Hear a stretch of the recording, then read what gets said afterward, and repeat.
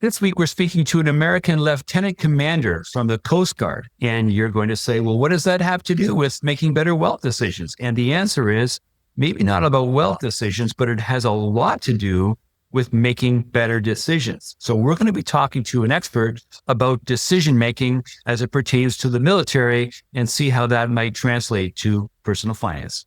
This is Make Better Wealth Decisions, a podcast about financial blind spots, decision-making, and how the reality of higher rates, global tensions, and tariff instability impact your investments. I'm your host, John DeGuy, a portfolio manager with Design Securities in Toronto. My guest this week is Lili Simon. She is a lieutenant commander of the United States Coast Guard. During her 10 years of Coast Guard service, she has served in assignments across 7 of the organization's 11 statutory missions, including defense readiness, ports, waterways, and coastal security, including search and rescue operations. Lili, how are you today? Hey, John, I'm good. Thanks for having me. This is a unique situation. People are going to start saying, John, this is make better wealth decisions. What does a military person have to do with wealth decisions? And I just wanted to begin by saying I actively wanted you to come on because decision-making is decision-making. And I think military decisions are extremely important and extremely consequential. And I wanted to take a moment to talk to you about what might be called decision hygiene. How do you go about making the decisions that you make? And I think that's applicable for all walks of life. So with that out of the way, I'm wondering if you could maybe take a moment to tell us a little bit more about yourself above and beyond the intro that I just gave you. Sure. So before I dive right in, I just want to give a quick disclaimer that the views expressed in this are my own personal views and not the views of the U.S. Coast Guard or the U.S. government. And so with that, I'll go ahead and I'll dive right in. So I was born and raised in Las Vegas, Nevada. And I'm sure that some listeners are probably wondering how someone who grew up in the desert in a landlocked state in the western portion of the United States made her way to the Coast Guard, which operates in an unforgiving maritime environment. And so I went to high school in Houston, Texas, and that's where I was first exposed to the Coast Guard. And I had a teacher who was a 1974 graduate from the United States Coast Guard Academy. And he encouraged me to apply to the Academy. And the Academy is a federal service academy, just like the U.S. Military Academy at West Point or the U.S. Naval Academy in Annapolis. And so I applied, and that's where I went to college. And that's where I also earned my military commission. So I got a bachelor's of science degree in government with an emphasis in public policy and law, and then earned my commission as an ensign in 2015. And so for the last 10 years, I've been serving in a variety of jobs throughout the Coast Guard. And what I would say is the most fundamental and foundational assignment I had was my first assignment, where I was assigned to a ship out of Jacksonville, Florida, where I was able to do Coast Guard counter-drug and alien migrant interdiction operations. So I deployed 6 times in support of those missions, sailed 60,000 nautical miles in a 2-year period, crossed the equator, went through the Panama Canal 5 times, and that really laid the foundation for me to pivot to becoming a Coast Guard intelligence officer. And so for the last 8 years or so, I've had the opportunity to do Coast Guard intelligence as well as a couple of special assignments. So I served as a military aide-de-camp to the Coast Guard's Director of Operational Logistics. So that's like the senior Coast Guard leader who's responsible for all 23 Coast Guard bases around the globe. And they're responsible for how the Coast Guard responds to contingencies, and crisis, and events of national significance. So think like hurricanes, oil spills, these black swan events. Now I'm currently serving for the Commandant and Vice Commandant on the Coast Guard, so the service chiefs and the Vice Service Chief, where I do strategic messaging and engagements for them. Okay, so that's a lot. And I think it's interesting because people will look at you and say, well, she's young, she couldn't have a lot of experience. But the fact of the matter is, I think, proven quite clearly that you have a great deal of experience. And that's why I wanted to have you on, because decision-making is decision-making and it's universal. So you've been in some fairly high-profile commissions. Maybe you can begin by walking us through the high-stakes decisions that have to be made in the field, and maybe what thought processes go into decision-making when you're under pressure. Great question. So The Coast Guard, like I said previously, we operate in this unforgiving maritime environment, but not all Coast Guard men and women are on the water. We have men and women who serve on shoreside duty around the globe. And so for me, I was stationed in Coast Guard Command Center very early on in my assignment or in my career. And essentially, think of a command center as like a 911 dispatch center where mariners were in distress. They call in with what their problem is, where they are, and you're lucky if you get that much information. One of the jobs that I had was essentially like as this 911 dispatch operator where I was answering the phone for this mariner who was in distress, and they were giving me the various information that I needed to be able to put together the Coast Guard's initial response. What assets did we need to get on scene? Are there good Samaritans available to help? And that sort of thing. And that was the most stressful job I've ever had because it really was someone else's life was on the line. Even though I was on shore answering the phone and putting together a response plan, you had mariners in distress experiencing their worst day, and they were just looking for some beacon of hope.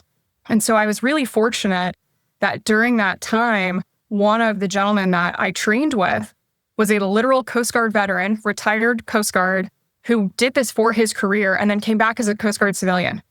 And whenever we would, be experiencing a really heavy caseload, 6, 7, 8 cases you're managing in a 12-hour watch period, he was really great about teaching me to maintain my perspective and teaching me that you can't make a decision in a vacuum.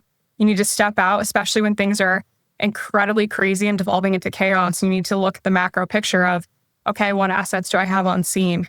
How many people are responding? Is there someone else that can take this case off my plate? And the other thing that he always would preach to me was to remain calm in the midst of the chaos. Because if I'm the one who's calm when I'm briefing the folks senior to me of this is our plan and this is what I've decided, and using this intent-based leadership, it helps to lower the temperature for everyone else.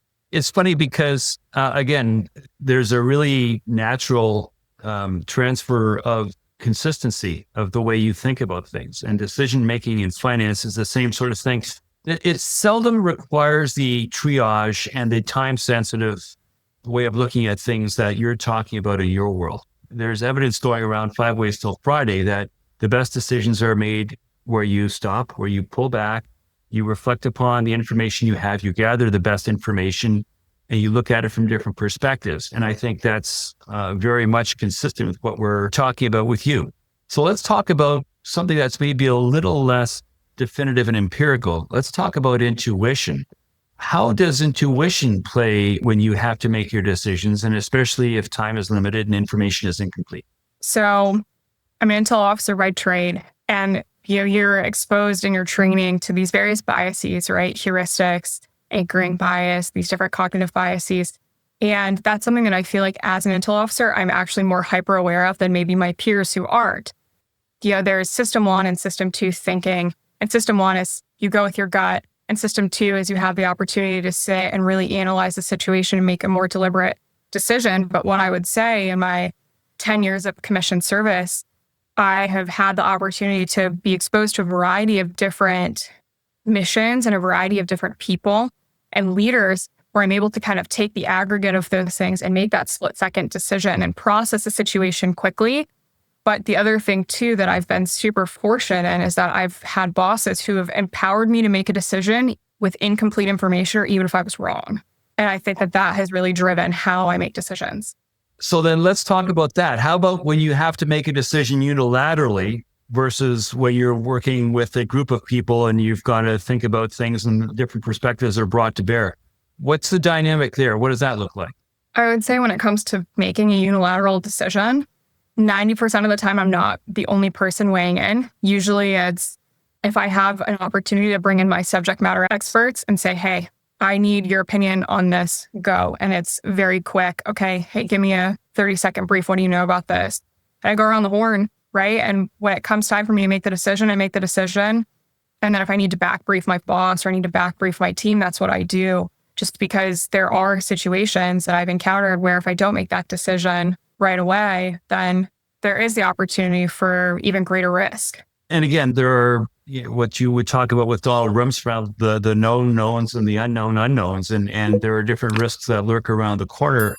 one of the things that I was thinking of when I was listening to you speak was when financial advisors make decisions, usually it's in terms of risk and return of any given investment, but there are other considerations that are behind the surface that are always there in terms of, well, what does it mean for the person's estate plan? What will the tax consequences of this trade be? And so forth. And so you've got to look beyond just the superficial surface level decision making and think about, well, what else might this entail? Again, if you have the time, hopefully you do. Certainly financial advisors do have the time. You unfortunately don't always have that luxury. And sometimes you have to act very quickly. And so that's why it's interesting to speak to people who have to make decisions quickly. I've got a friend that I went to high school with who is an ER doctor, and he has to triage and makes decisions, again, very, very quickly. And literally people's lives are at stake. So luckily for the people who do what I do for a living, the decisions can be more system two pretty much all the time because you don't have to make decisions quickly. That doesn't mean people won't do it because people will make decisions quickly, whether they ought to or not. But it's one of those things where hopefully you can be purposeful and take a moment. So maybe let's talk about mental or procedural checks that you might use when you make your decisions. And what do you do to make sure that you're not clouded by emotion or stress or any kind of a cognitive bias when you're making your decisions? The big thing for me is consulting my subject matter expert. If I have the time, I want to bring in the people who know more than I do because I'm in that position in my career where I've been in leadership positions, but I'm not expected to be the subject matter expert. I'm the one that, is basically setting priorities and creating a sense of urgency around those priorities. And I have the big picture, but I don't understand, the day-to-day wrench turning of what those folks are doing at the deck plate. And so in those opportunities, I look to bring in my subject matter experts, as well as just other people whose opinion I value and trust. And the other piece too that I always try to weigh is what is the risk to mission and what is the risk to our brand, whether it's to our unit or the Coast Guard's brand writ large, and are there ways to mitigate that when we're making these decisions? And again, I cannot help but think that there are similarities between what you do and what I do because you have to bring in subject matter experts. So when there's estate planning things going on, I'm married to a family and estate planning lawyer. And so I know that when I'm in over my head, I will consult a subject matter expert that will help me where I'm the quarterback, I'm the person who's coordinating things, I'm the strong generalist, but good decision-making involves bringing in people who have expertise if it is required, so that if you require a decision that is more granular, that is more detailed, that is more complex, that it can be made with all information available to you. And again, listening to you, I just cannot help but think, wow, there's a real similarity there. And I, maybe even more than I thought there would be when I first talked about having you on. Let's talk about how you can use decision hygiene. What can you do to make sure the decisions that you make are as robust, as thorough, and as comprehensive as they can be under the circumstances, accepting, of course, that you're working oftentimes under some pretty severe time constraints? So when it comes to decision-making hygiene, what I think is really important is actually instilling that in the folks that I lead, because I want them to feel empowered to make a decision if I'm not around. And so what I like to do is I like to bring in my folks who are a little bit more junior and give them some more responsibility, or if they're folks who are brand new and have just promoted to a new rank or have a new job within the unit, that's what I like to give them the opportunity to feel empowered to not only make these decisions, but make these decisions in a low stakes environment. So they're comfortable with failing. A lot of them are very young, much younger than me. And this is the only opportunity where they've really been empowered by a boss to make decisions and make it and where it's okay to fail. And the other thing too, that's really important for me is leading by example in that, right? Being able to show that I'm going to consult all of my subject matter experts or mentors or folks who I trust, but also showing them that it's okay to make decisions with incomplete information. And it's okay to be wrong and it's okay to fail in those decisions, because in doing so, that's how you learn. And the big piece too is, in the military, we do a lot of hot washes or discussions, after action discussions. And I like to bring in my team when a decision, whether we made it and it was, the outcome was positive or it was negative, there's still something to be learned on either side of that, and just a way that we can get better and improve. Do you ever do any gaming of scenarios where you think about before the situation presents itself, where you could perhaps speak to other people about how you will go about making the decision, what the process will be. And so let me use an example. You were mentioning System 1 and System 2, which is a concept put forward by Daniel Kahneman. And one of the other things that Kahneman talks about is a pre-mortem. So he would say that when you're making a decision, a financial decision, for instance, what you should think about is you should think about what could go wrong. And if you sit down with your team or whoever it is that your spouse, whoever it is that you're making the decision with, and you stop and you consciously map out what could go wrong, how could it go wrong, what would the consequences be, how wrong could it go, there's evidence that shows that the decisions that are made after you engage in that exercise beforehand, the pre-mortem, thinking about what could go wrong, leads to better decision making when the time comes to make the decision. And I'm wondering, does the military do anything at all like that to help people play war games, to think about how they should decide about what they should be looking at before the situation presents itself? Yep, absolutely. So wargaming is a huge part of, what the U.S. military does writ large. And it really is identifying, various courses of action, because as we know, like the enemy always gets a vote, right? Whether you're going to account for it or not. And so when I'm walking my team through making a decision, if I have the luxury of time, what I like to do with them is game out what are some most likely and what are like the most dangerous courses of action that could happen. And typically what ends up happening is we meet in the middle. And that's the decision that we end up coming to, because we're able to take those very radical elements that you get in the most dangerous and incorporate that in as just a contingency. But then we always know that, okay, well, like the most likely is probably going to be whatever this outcome is. And because we expect that this is the most likely, we're going to incorporate the majority of that into how we make this decision. Now, are you familiar with the name John Nash? Nash was the subject of a movie called Beautiful Mind. Beautiful Mind? Yeah. So are you familiar with that and the Nash equilibrium and the idea of game theory, again, writ large in terms of decision making, where a lot of what you learn in a textbook is this is what should happen. But of course, in real life, lots of things don't happen that way. And you need to be able to think on your feet and make adjustments. Are there actual times when the military actually helps you learn about game theory, or is it applied at all, or what does that look like? I think it just depends on your background, John. So for me, I did what's called joint professional military education. So it's kind of an extra thing in addition to, my primary responsibilities. And that's where I learned a lot about game theory and wargaming. And it's something that, not all of my peers have been exposed to. And so the opportunity when it does present itself to incorporate this type of game theory or wargaming, I'd like to incorporate it, and maybe not under those terms, because I think it has this implication that I'm not looking for. And it really is just saying, hey, I want to get to what is the most dangerous? What is the most likely? What do we think that the enemy will do or won't do? And how do we plan for that or adjust how we do business to account for that? Right. So then I normally finish by asking the question of my guests, well, what advice would you give to help people make better wealth decisions? But I'm going to drop the word wealth. And I'm just going to ask you the same question with regard to decision-making in general. If you could give the general public advice as to how to go about making decisions, about the decision hygiene that we talked about earlier, what counsel would you give them so that they can make decisions that are more purposeful and hopefully more robust and useful? So there are a couple of things. The first thing I would say is perspective.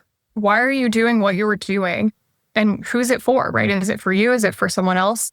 The other piece too is being comfortable making decisions with incomplete information and allowing yourself to be wrong and to own that decision, whether it's good or bad, and to be able to then apply those lessons learned to future decisions. At the end of the day, instead of just admiring the problem or experiencing this decision-making paralysis, I found that in my career, it's so much easier to just make a decision, and even if it's the wrong one, to course correct than to be paralyzed by this, the fear of making the wrong choice.